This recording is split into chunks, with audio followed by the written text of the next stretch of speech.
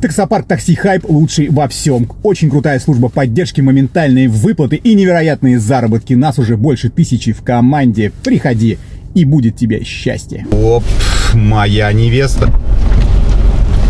Я тебя увидел сейчас в окошко. Привет. Привет. И мне почему-то в голове заиграл, как у тебя руки холодные. Ну, на улице не жарко. Не жарко. И заиграл... У тебя в машине жарко. Ничего? А если... я грею курточку. машину специально. Прям душно. Ага. Угу. Так.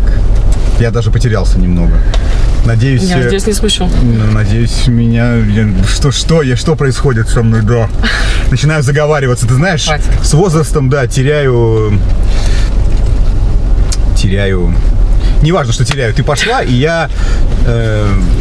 Да, ты разденься, да. А я подожду немножко, да, подожду.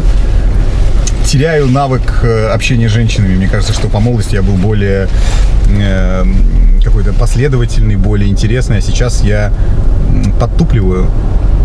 Но я буду, знаешь, нагонять это другими своими хорошими качествами. Например, чувством юмора.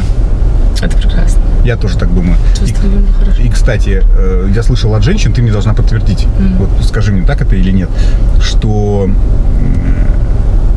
самый тяжелый случай в общении с мужчинами и в жизни с мужчиной, когда мужчина скучный. Ну, то есть, например, он может быть охрененно круто выглядеть, ну, то есть, он красавчик такой весь, ну, то есть, картинка просто идеальная, и даже бабки есть. Но с ним просто нереальная тоска, то есть, в нем может не быть какого-то стержня, харизмы, характера, ну, то есть, природа ему дала все, кроме...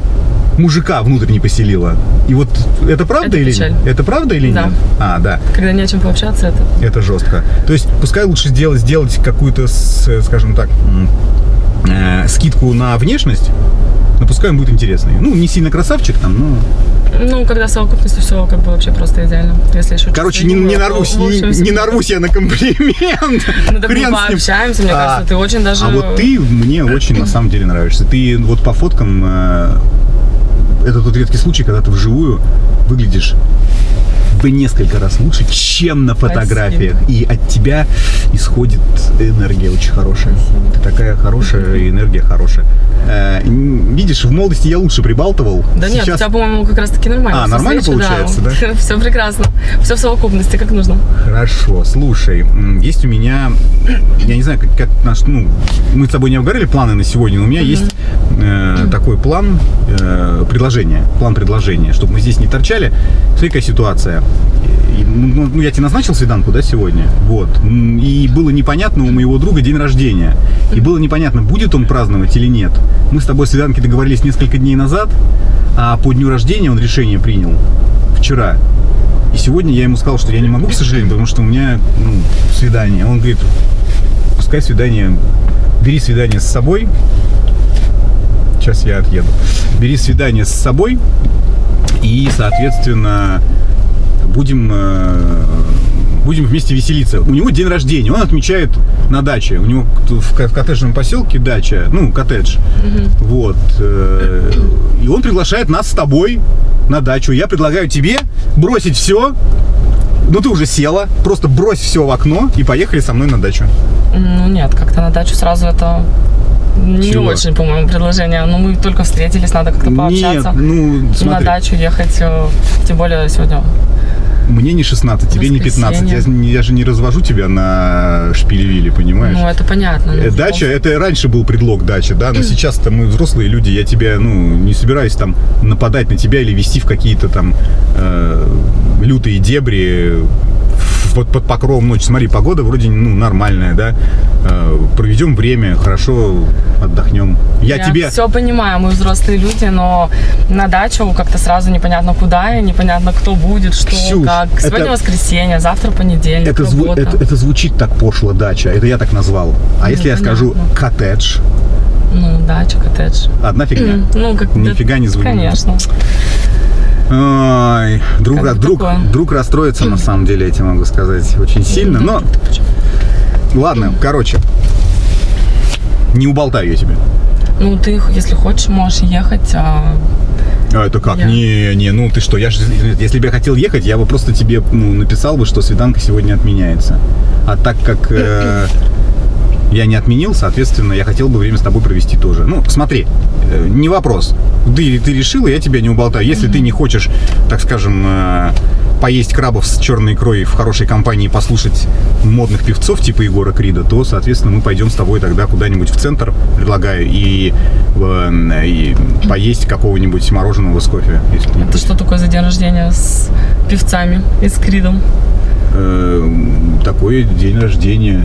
Женщина выезжать Ты не какой-то очень хочет. непростой человек или что? Почему там? Ты в певцы? этом плане? Ну Слушай, да, я же тебе изначально сказал, что там будет все круто. И там действительно все круто. Человек, мой одноклассник, ему повезло родиться в семье, да, в богатой. И у отца бизнес-банк, свой банк. Мама его работает там же коммерческим директором. У них бизнес банковский. И у них с деньгами все в порядке. Вот. И, соответственно,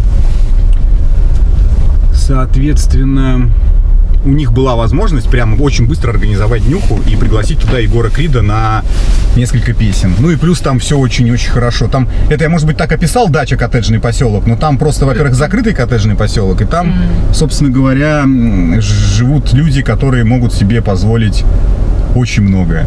Вот. И там много народу будет? Слушай, народу будет немного, будут близкие, но все, опять же, как я тебе вот изначально сказал, что все будет прилично. Там приличные люди, там нет никаких асоциальных элементов, наркоманов, пьяниц, дебоширов и так далее. И, кстати, многих бы ты могла бы узнать, помимо Егора Крида. Ну, где-то, скажем так, 100%. Ну, приличная, в общем, будет вечеринка, да? Да, поэтому... А другу какая сколько разница? лет? Давай это самое, тогда поехали в центр. А сколько другу лет? Так он мой одногодка. Мы вместе в институте были, 40 лет ему. Но он хорошо выглядит. Он в разводе, правда. Вот, в разводе. И, так скажем, сейчас у него вторая молодость происходит. Свободно. Он свободен, да, у него все хорошо, он отдыхает, часто ездит в путешествия. Вот. Он потихоньку перенимает бизнес родителей, но не столь активно, потому что, по большому счету, он не управленец, да, он владелец. Поэтому ему попроще, родители дают ему на это скидку и не особо его не мучают. А так у них все как... И еще что самое главное, понимаешь, он единственный ребенок в семье. Ну да, тогда понятно. Так, ладно, что, давай поедем. Во сколько нужно ехать туда? Во сколько нужно ехать? Так, подожди, мы едем в кафешку или сейчас, или что? Так ты просто расскажи, во сколько ты хотел, просто если может, там ненадолго, там, я не знаю, или как на ночь, до завтра.